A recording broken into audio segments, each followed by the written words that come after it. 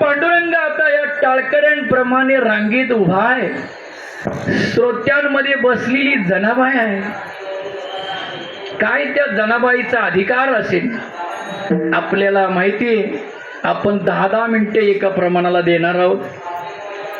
त्या जनाबाईचा एवढा अधिकार होता, जशी ती ज्ञानदेवाला काय बोलते, चाल बोल चाल.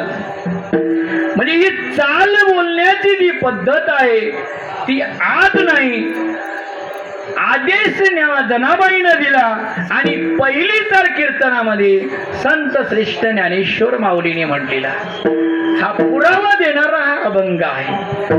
जनी म्हणे ज्ञानदेवा बोला अभंग. काय सांगावा, जनाबाईने बोलावा, देवानी ऐकावा.